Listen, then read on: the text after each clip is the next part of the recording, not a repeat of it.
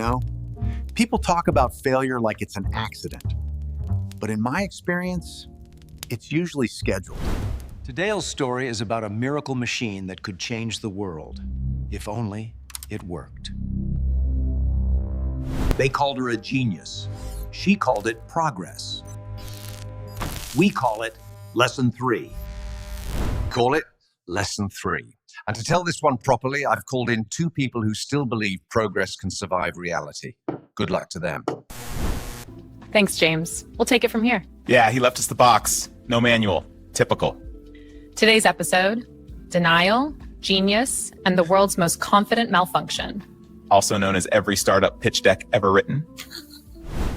Every revolution begins with a single personal problem. For Dr. Vera Hale, that problem was fear, a deep, visceral one. She hated needles. And that small, almost childish phobia became the spark that burned through $90 million.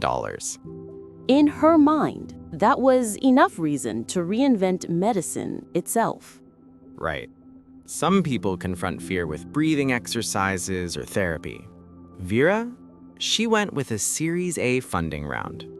So, in a pristine, overpriced lab in Palo Alto, she built her dream. A small, elegant box promising to diagnose 1,000 diseases from a single drop of blood. Imagine a device that tells you you're perfectly healthy, terminally ill, and financially ruined, all in the same cheerful beep.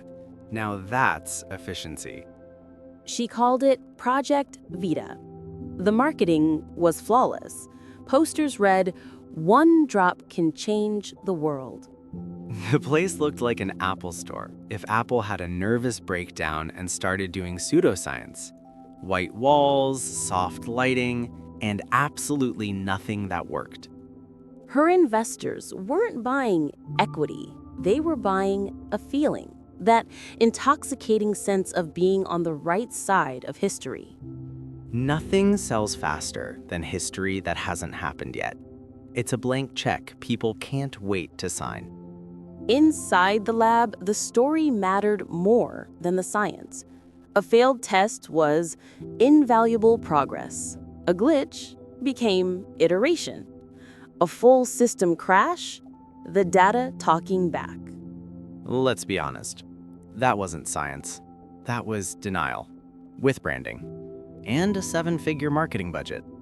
Then came the first live demo. A journalist, a diabetic, offered a single drop of blood. The machine word flashed and proudly displayed one word: pregnancy.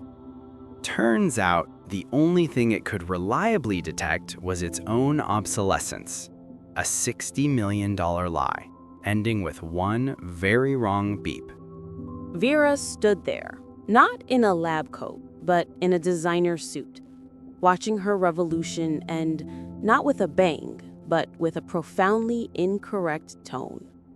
You can brand a fantasy. You can fund a fear.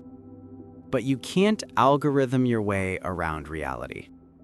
Eventually, it asks for a second opinion. If you found this diagnosis of failure enlightening, help us keep the channel healthy. Subscribe for more postmortems of great ideas that weren't. We're in the comments, ready for your next favorite disaster. See you next time.